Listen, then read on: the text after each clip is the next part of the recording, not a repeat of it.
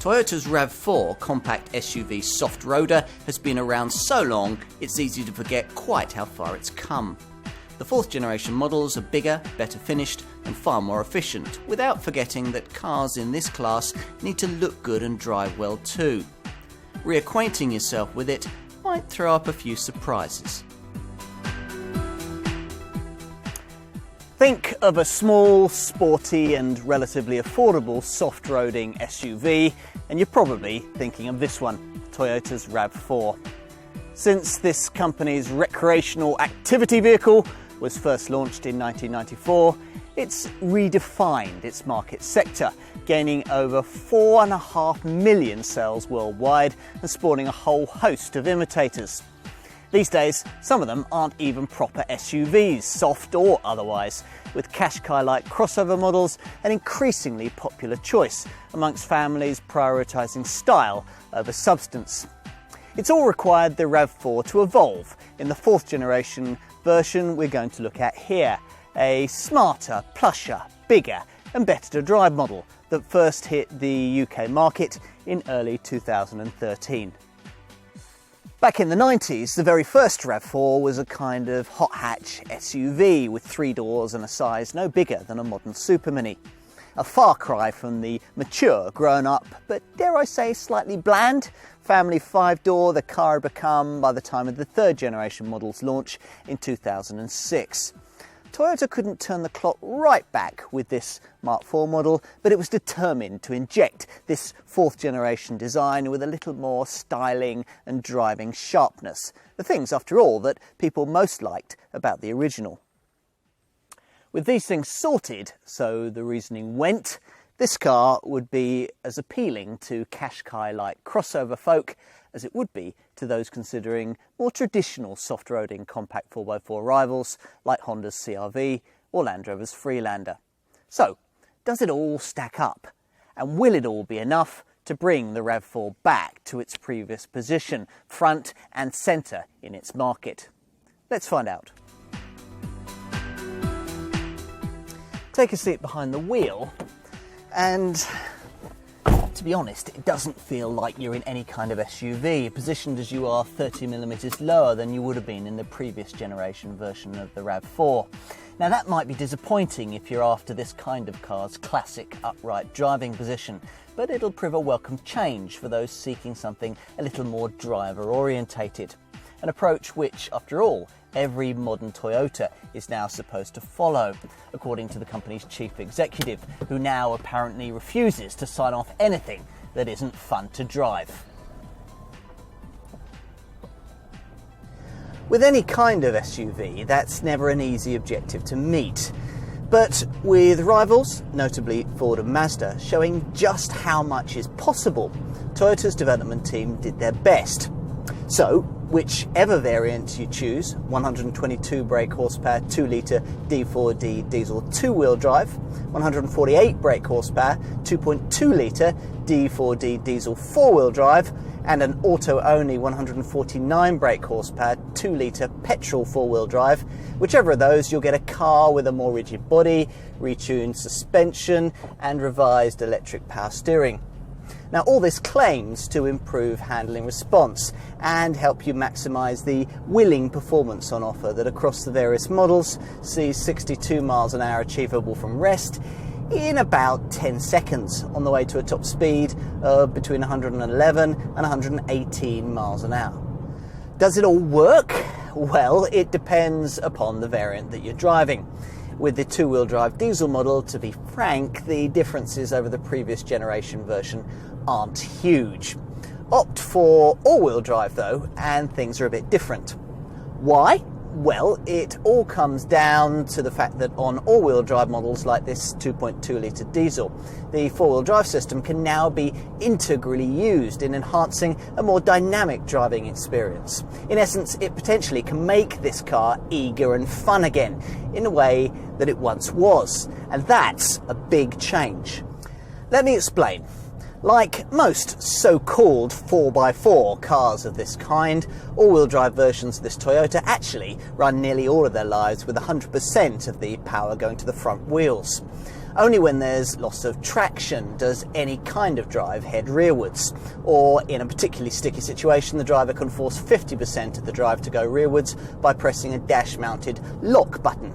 It's all very sensible. But if you're looking for something that'll bring you any kind of spirited drive, all pretty dull.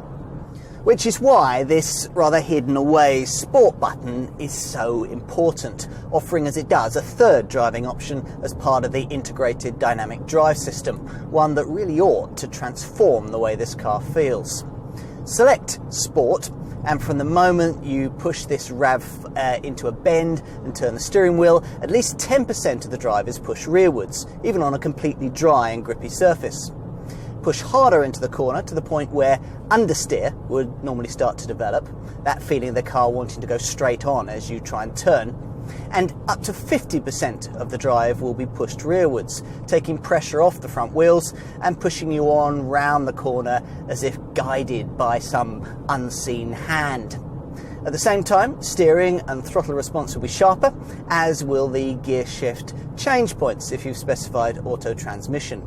It's all enough to elevate this Toyota towards the kind of driving experience that you get from more dynamically able soft roaders like Ford's Kuga and Mazda's CX-5, and even onto a par with some of the better crossover models, provided you use the Sport option, of course, or specify a RAV4 variant that even has it. I'm guessing that many of Toyota's customers won't. For many of them, the Sport button that unlocks this car's dynamic potential will probably get about as much use as the limited off-road ability there to take them off the beaten track. Perhaps that's just as well. With a limitation of just 187mm of ground clearance, you wouldn't want to be tackling anything too arduous in this car.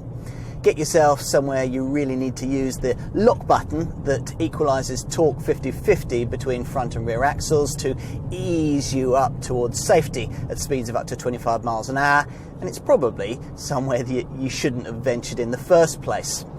For those remaining undaunted though, hill start assist control to get you up steep slopes and downhill assist to ease you down the other side are both available. And there's a 750 kilogram unbraked towing capacity across all models, though this 2.2 litre diesel is the best choice for towers given that it has a higher braked towing capacity, up to 2,000 kilograms in manual guise. A RAV4 must never be big and bulky. Buyers have always looked at one and thought, yes, I could drive that, or yes, I could park it, and yes, that would look rather nice in the driveway. So should loyal owners be worried by the apparently far-reaching changes made to this fourth generation version? After all, it's rather differently sized, 205mm longer, 30mm wider and 25mm lower, and at first glance very different to look at. It all seems to be evidence of quite a lot of work on Toyota's part, until you start to examine the end result and conclude that really, when it gets down to it, nothing too radical has gone on here. After all, when seen in profile, this car still manages to look compact and wieldy, displaying the same kind of space-efficient packaging, rising beltline, and distinctive silhouette that previous owners will instantly recognise. Only when you move to the front are major changes apparent, with Toyota's current keen look design language liberally applied across the pointy end. That's brought us this large trapezoidal lower grille design, matched by a smaller upper grille that runs the full width between sharp-edged headlamps, teamed with integral daytime running lights. The market may or may not like these aesthetic changes, but I can't imagine too many potential buyers objecting to the improvements that have gone on here in the cabin. A place with a more stylised feel, boasting far better levels of perceived quality. Get in, and the first thing that you notice is this curving metal finish spar. A hoop that rises from the transmission tunnel and cuts through the dashboard beams to frame steering wheel, footwell and an instrument binnacle that illuminates with clear blue backlighting. The central part of the dash, meanwhile, is built up in layers with a rather old-fashioned digital display at the top surrounded by metallic trim. then a clear, effective infotainment system, a screen for that just below before you get to a lower beam that forms a sweeping panel around the ventilation controls and is clad in a soft, pleasing leather-like material you'll also find on the upper door panels. It dominates the eye to such an extent that the buttons below, including that for the important Sport button, are rather hidden away. On the plus side, the redesigned driver's seat is more comfortable, it has more adjustment, and it gives you a much better field of view across the bonnet to make parking easier. And in the rear, well, if you're coming to this car after owning the previous third generation version, make sure you take a seat here to experience the differences, because they really are significant.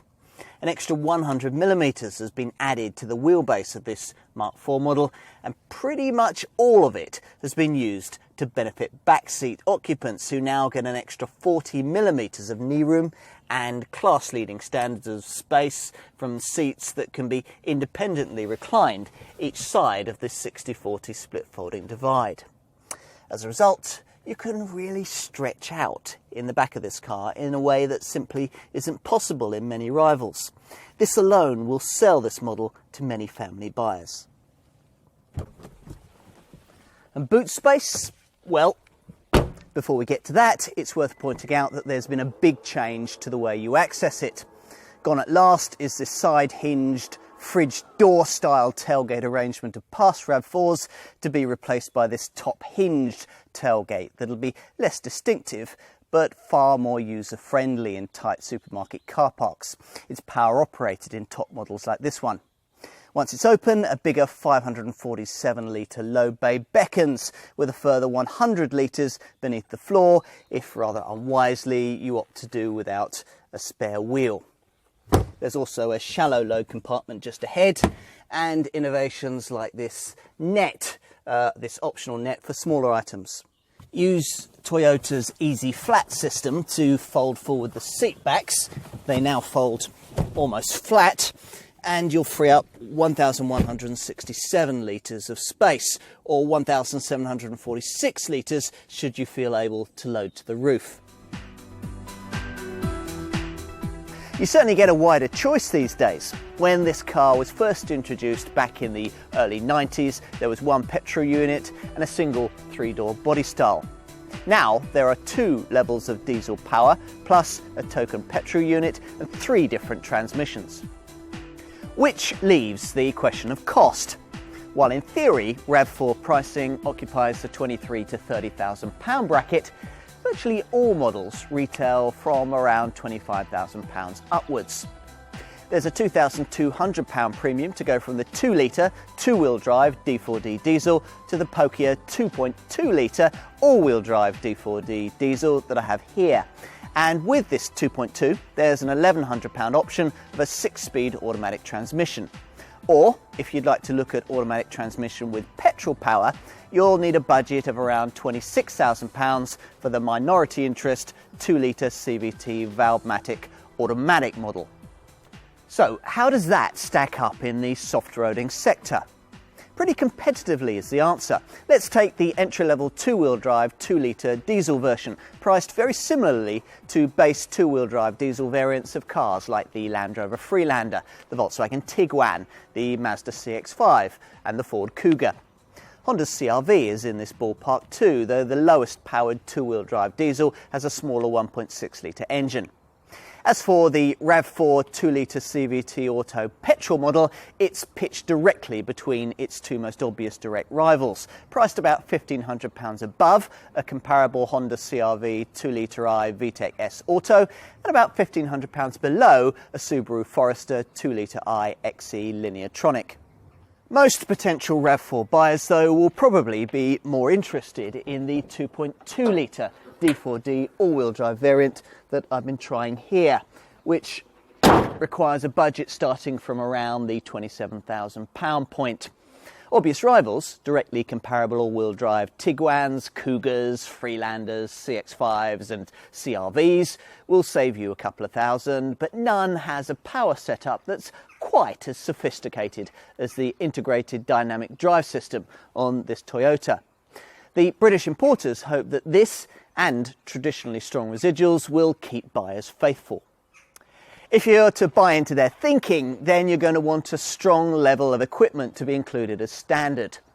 With the single price-leading entry trim level, there's nothing especially noteworthy, though the tally does run to alloy wheels, front fog lamps, LED daytime running lights, rear privacy glass, air conditioning, Bluetooth compatibility for your phone, a decent quality stereo system with aux-in and USB points, and hill start assist control to stop you from drifting backwards on uphill junctions. Most buyers, though, will be buying in at mid-range spec, which adds niceties like a powered tailgate, power folding mirrors, rain-sensing wipers, cruise control, sports front seats, and a Toyota Touch infotainment system you can affordably upgrade to sat-nav inclusive touch and go status. As for safety, well, all the basics are in place to justify a 5-star Euro NCAP rating.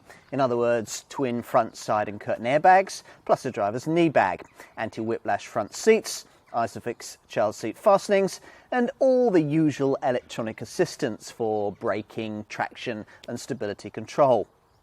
The all-wheel drive models feature Toyota's VSC Plus system as standard, which integrates the stability control with the electric power steering. And on top spec models, there's the option of a blind spot monitor to stop you from dangerously pulling out to overtake when there's a vehicle in your blind spot. Virtually every soft-roading compact SUV model lineup these days has an entry-level diesel-powered two-wheel drive option, heading up the affordable end of the range, there to prove that running costs in a car of this kind need be no more onerous than those of an ordinary 5-door family hatch. In the case of this 4th generation RAV4, that role is covered by the 122 brake horsepower 2-litre D4D two-wheel drive diesel variant, which returns 57.6 miles per gallon on the combined cycle and 127 grams per kilometre of CO2. Though two-wheel drive competitors like Honda's CR-V 1.6i D-Tech and Mazda's CX-5 2.2 can better that, this Toyota does enjoy a useful advantage over equivalent versions of most other rivals. So, to give you an example, this base RAV4 will go 5 miles further on every gallon and put out about 10% less CO2 than an equivalent Ford Kuga 2-litre TDCi two-wheel drive or Volkswagen Tiguan 2-litre TDI 140. And it'll take you about 10 miles further on every gallon and put out about 20% less CO2 than an equivalent Land Rover Freelander 2.2 ED4 two-wheel drive or Vauxhall Antara 2.2 CDTI. So far so good then. But what about the RAV4 variant that most will want, the all-wheel drive 2.2 litre D4D diesel that I've been trying here? This manages 49.6 miles to the gallon on the combined cycle and puts out 149 grams per kilometre of CO2. Again, a comparable Mazda CX-5 does better, while an equivalent Land Rover Freelander does much worse. But all the other obvious alternatives, comparable versions of the Honda CR-V, Ford Kuga and Volkswagen Tiguan, are pretty much on a par with this Toyota. What else? Well, for the sake of completeness, I'll tell you that the returns of the sole petrol-powered RAV4, the 2-litre CVT automatic version, see it return 39.2 miles per gallon on the combined cycle and 167 grams per kilometre of CO2, which is better than a comparable petrol automatic Honda CR-V. Then there are insurance groupings that range between 26 and 29. And the usual comprehensive 5 years of Toyota warranty in the unlikely event that anything should ever go wrong. Though opinion may be divided as to whether the RAV4 invented the soft-roading segment, no one doubts that more than any other, this model defined it. In some ways, it continues to do just that, for this car still sums up most of what a model of this kind should be all about. Smart, wieldy, reasonably spacious, affordable to run, and with just enough SUV-ness about it to get you to the places you tend to dream about, but will probably never go. This fourth generation version has brought notable changes: extra space and technology, lower running costs and a more dynamic drive. Timely improvements, even if there are still other rivals that better it either on or off-road. Few though provide a stronger compromise between the two, and none can better the unimpeachable build quality and strong residuals that have become a RAV4 trademark. Those aren't very SUV-like virtues, but then neither were limpet-like road holding and family car standards of ride and refinement before the original Mark I model first hit the scene. This Toyota's approach may have matured over the years, along with sharper looks and stronger, more efficient engines, but its buying proposition still makes family-friendly, real-world sense.